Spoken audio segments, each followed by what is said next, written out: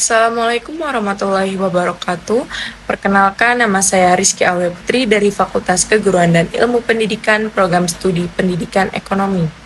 Tujuan saya membuat video ini untuk memenuhi tugas ujian akhir semester pada mata kuliah Ekonomi Moneter dengan dosen pengampu Ibu Dr. Anda Siti Fatimah MSI dan Ibu Yuliana Eva SPD MPD. Baik, topik permasalahan yang saya ambil yaitu nilai tukar rupiah melemah, bagaimana dampak dan solusinya bagi perekonomian di Indonesia. Di video kali ini kita akan membahas salah satu permasalahan ekonomi makro yang sedang hangat terjadi, yaitu melemahnya nilai tukar rupiah terhadap dolar US. Bilang lebih lemah lagi, tapi saya bilang sih kalau fundamentalnya kuat seperti ini, untuk membaliknya tidak terlalu rumit. Tapi untuk saya sih ini bukan tanda pemburukan dipicu oleh memburuknya ekonomi domestik.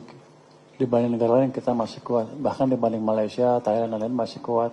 Cuma gerakan nilai tukarnya beda kan. Anda lihat Malaysia menguat, Thailand menguat terhadap dolar relatif ya dari awal tahun sampai sekarang. Tapi kan akan begini-begini. Berdasarkan data tersebut, nilai tukar rupiah pada April 2026 berada di kisaran Rp17.200 per dolar US, bahkan sempat menyentuh sekitar Rp17.300 per dolar.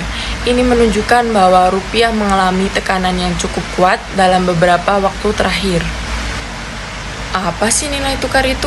Nilai tukar adalah harga mata uang suatu negara terhadap mata uang negara lain.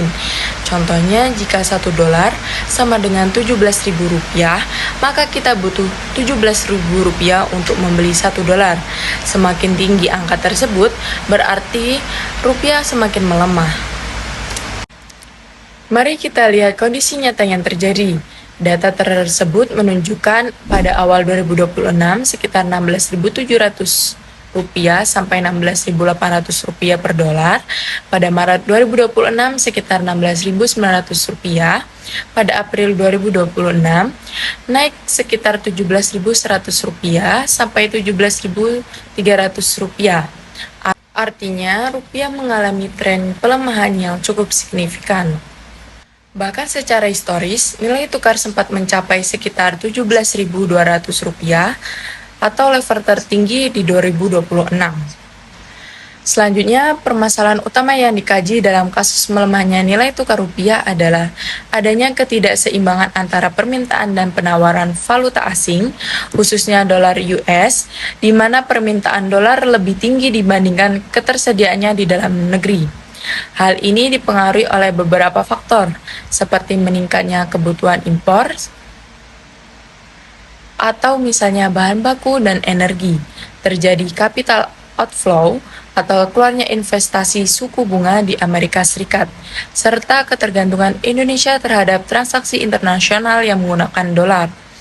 Selain itu, kondisi ekonomi global yang tidak stabil juga memperburuk tekanan terhadap rupiah. Akibatnya dari berbagai faktor tersebut, nilai tukar rupiah terus melemah karena pasokan dolar terbatas sementara permintaan meningkat.